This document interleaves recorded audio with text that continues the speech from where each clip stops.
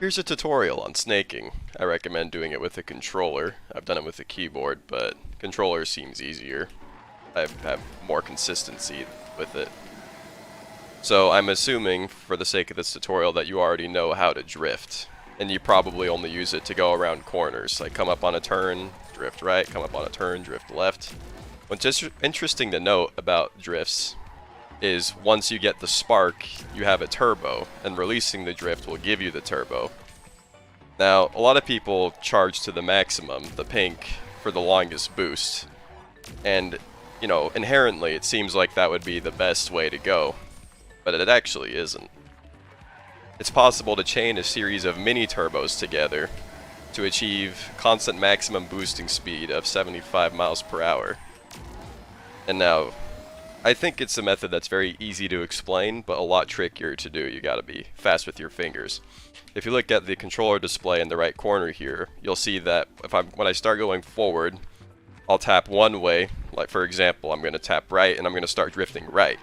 But as soon as I start my right drift, I start holding, oh shoot. As soon as I start my right drift, I start holding left. Now this means I'm still drifting to the right, but it's less intense of a turn. And the reason why you want to do that is one of the many uses of snaking is to maintain boost speed in a straight line, as you see here.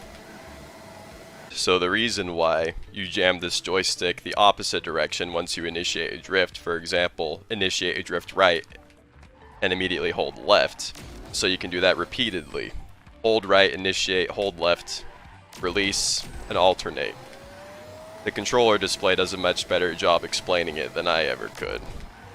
One of the most important things to get down is your rhythm, the timing in which you hold and release the right bumper, or if you're using a keyboard, shift. You want to time it in a way where you're releasing it as soon as you get the mini turbo, noted by the blue sparks that surround your car.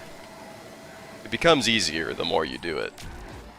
And once you get it consistently, it's not too difficult to get top ranks when you play online. Now this is affected by your latency, since drifting seems to be handled by both the client and the server. Like the client handles like when you start your drift and how you control it, but the server handles like where you end up. At least that's how it feels in my experience at least. Meaning that the lower your latency is, the easier this is gonna be. I'm able to do this rather consistently with around 50 or lower milliseconds. Easiest is obviously when you're the host, and if you're going to practice snaking, I recommend being the host so you have no latency to worry about, and as you get better at the process, it just comes, you know, naturally over time to accommodate for the latency. Alright, I hope I did a good job explaining. Have fun out there.